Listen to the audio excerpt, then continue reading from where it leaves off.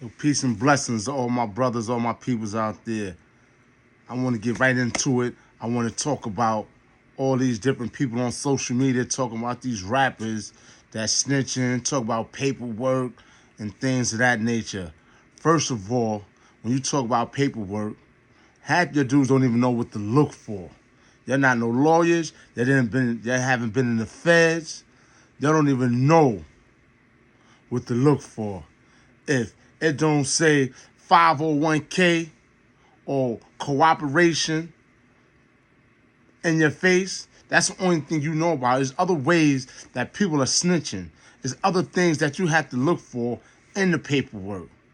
When you come to the feds, everybody talk about paperwork. But the first thing you need to do is know what to look for.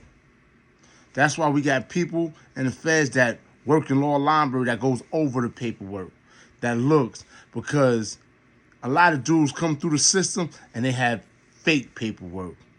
The prosecutor know that if a person is helping them and they still got to do time or go in these different compounds, they make some fake paperwork. And unless his co-defendant come about, somebody was like, yo, I was with his co-defendant at such and such, and he was going in. He was going to court every day. I seen him go in special vans, leaving the jail, and things of that nature. But if that ain't the case, these dudes don't know what to look for. They yelling, oh, we got to come up with that paperwork. They need paperwork this, paperwork that. Come on, man. And right, he come with the paperwork and it says he's a rat. What you gonna do? You gonna do something to him so he can tell on you too? What you gonna do? You know what I'm saying? Just, oh, he's a rat, just talk shit.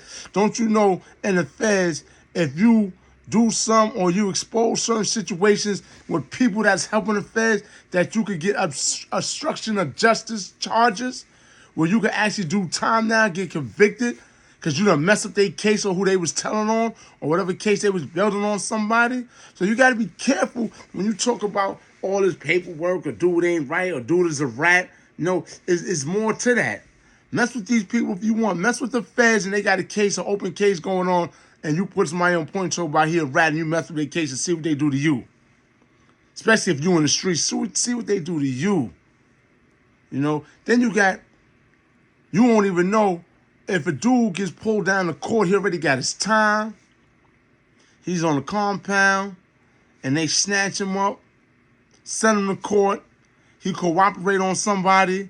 He come back, he know he did dirty. So he go right in the box, don't say nothing, get transferred out, go to a whole nother jail.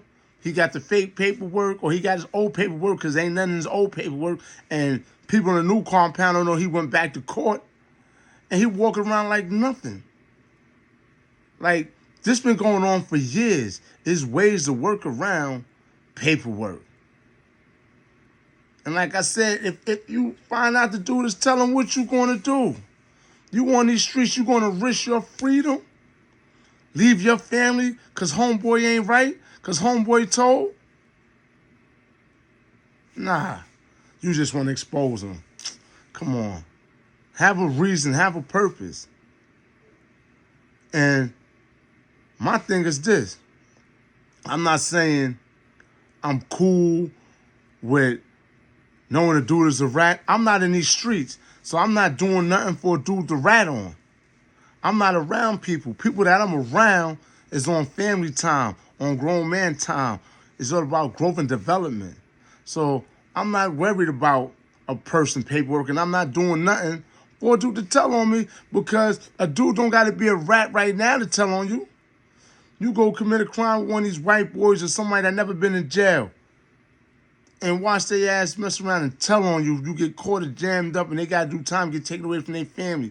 And then you got the gangsters, the killers. The feds, the jail system, they put so much pressure on the dude. So I'm going to give you 75 years, I'm going to give you 100 years, I'm going to give you the death penalty. But if you cooperate, you could go home in 10. Dudes is going to tell. Dudes that got 3 felonies and been through the system. They older now. They not built like that. Like Jada Kid said, them same old timers that had is the same old timers that ratted. This is a new wave, a new day in life.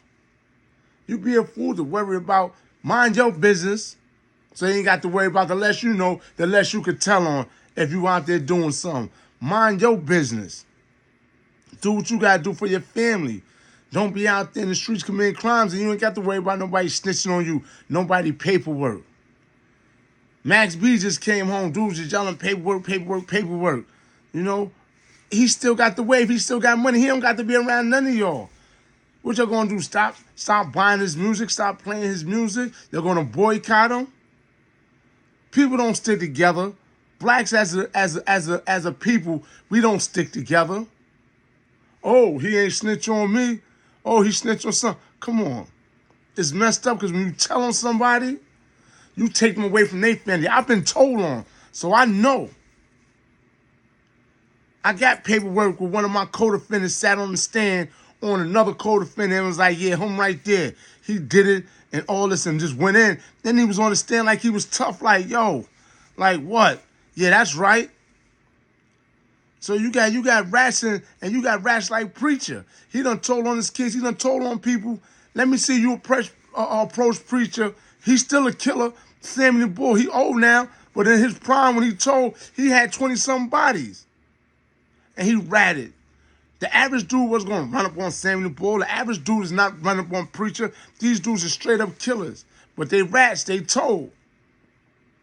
So what you going to do? And they put it out there. I was locked up with the dude Isaac Dexter.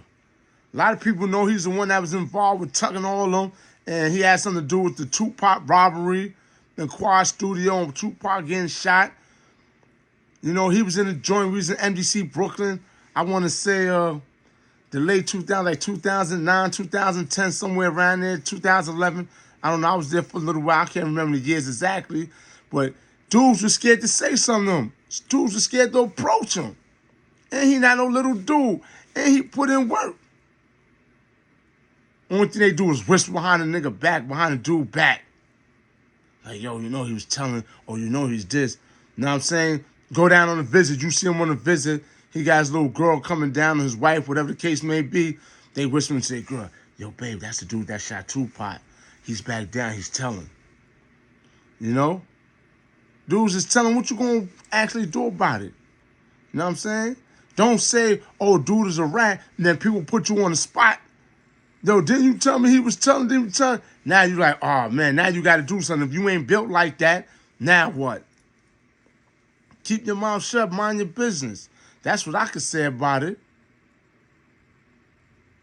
You know? Loyalty is not there. People's loyal to themselves. Loyal, that's only loyalty they got. Then they saying, oh, I couldn't do that time I was leaving my family. That's a bunch of crap, man. Dudes ain't telling because they want to get back to their family. Because if that was the case, when they do get out, like my co-defendant, he got out and he still plays in the streets after he told on dudes why he wanted to get back to his family. He wanted to get back to the streets. He wanted to get back to that life. And then if dudes is cooperating, dudes be cooperating for years at a time. You won't even know. You had dudes, I'm going to say the dudes I was locked up, Fort Greene and Farragut, murder, Ace and all of them, they had co-defendants. They were showing me their discovery. You had dudes with a Jesus piece, with a camera in his Jesus piece and a microphone thing and his Rolex. Steve-O. He running around the town. He done went to Brownsville. He done went to Fort Greene, Farragut. He buying drugs from one people, got it on camera on the Jesus piece. And he got the scale, like, yeah, that's right. He's showing everything on the camera. He lined these dudes up. They got dudes from Twan and a couple other people. I'm not throwing too many names out there. And then went and sold it to the young dudes. Got them, and he got the informant with him. He got the federal agent with him, like he a crackhead. So like he working the Navy Yard or something like that, and lining dudes up. But Steve-O still running around. I ain't hear nothing yet that dudes laid him down. And if you do lay him down, that's a federal informant. You're going down. So if you're not going to do nothing about it, you're not going to fix the problem, stop running around talking about dudes is rats, dudes is snitches, that you're going to do somebody. You ain't going to do nothing about it. You know, get off the streets, leave that alone. All that's a setup. a setup for failure, because you're not going to win. You talking just because you got lips, big mouth. Really ain't going to do nothing. You really ain't built like that. You just want something to talk about. It ain't right. That ain't right. Snitching ain't right. Running your mouth ain't right. Be a man. Worry about your family. Get a job. Start your business. And go about your business. On that note, be safe. Be strong. And like the new saying is, stay dangerous. Peace. Wild Bill back at you.